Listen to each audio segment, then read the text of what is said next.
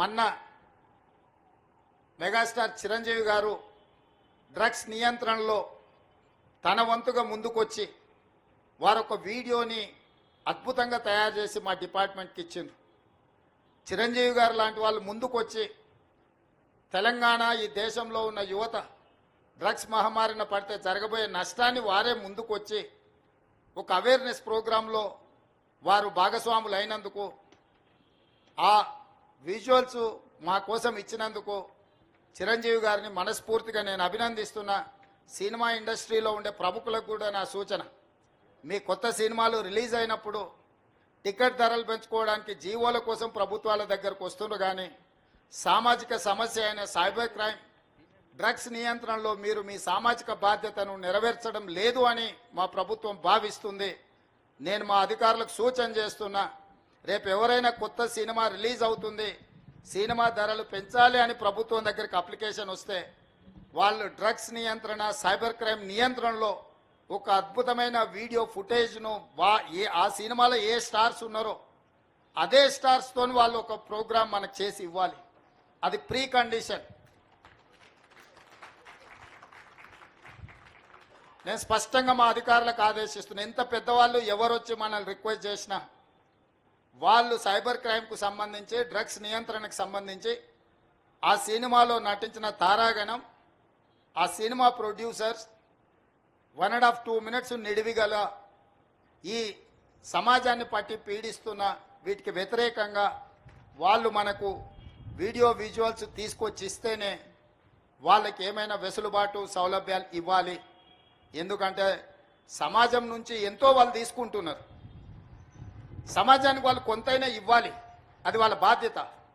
అట్లా కాకుండా మేము 100 కోట్లు పెట్టుబడి పెట్టినాం మా సినిమాకు, మేము టికెట్లు పెంచుకొని మేము సంపాదించుకుంటామన్న ఆలోచన ఏదైతుందో మంచిదే, మీ వ్యాపారం మంచిదే, కానీ సామాజిక బాధ్యత డ్రగ్స్ నియంత్రించకపోతే, ఈ సైబర్ క్రైమ్లో నియంత్రించకపోతే ఈ సమాజమే నిర్వీర్యం అవుతుంది. ఈ సమాజాన్ని కాపాడాల్సిన బాధ్యత, ఈ సమాజానికి సహకరించాల్సిన బాధ్యత సినీ పరిశ్రమ మీద ఉన్నది.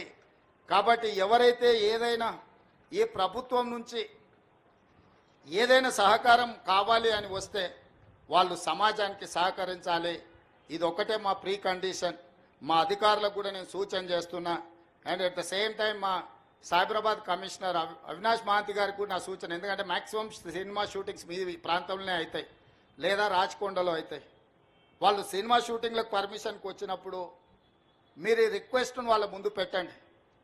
వాళ్ళు ఏమన్నా సినిమా తీసుకొని, కానీ ఆ సినిమాలో ఉన్న తారాగణంతో ఈ డ్రగ్స్ నియంత్రణ కోసం, సైబర్ క్రైమ్ నియంత్రణ కోసం 1.5-2 minutes నిడివి కలిగిన చిత్రాన్ని మనకు ఒకటి వాళ్ళు తయారు చేసి మనకి ఇవ్వాలి.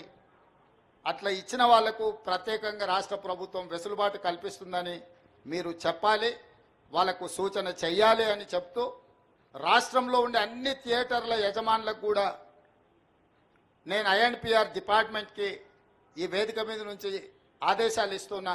ప్రతి సినిమా థియేటర్లో తప్పకుండా సినిమా ప్రారంభానికంటే ముందు సైబర్ క్రైమ్కు సంబంధించి, డ్రగ్స్ నియంత్రణకు సంబంధించి న్యూస్ రీల్ల రూపంలో ఉచితంగా మీరు ప్రదర్శించాల్సిందే. అట్లా ప్రదర్శించిన థియేటర్లకే భవిష్యత్తులో అనుమతుల విషయంలో కానీ ఇతర విషయంలో కానీ ప్రభుత్వం సహకరిస్తుంది.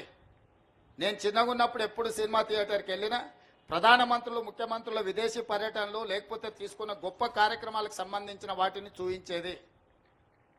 ఇప్పుడు ఆ సామాజిక బాధ్యత నుంచి సినిమా పరిశ్రమ, సినిమా థియేటర్ల యజమానులు ముందుకు రావడం లేదు.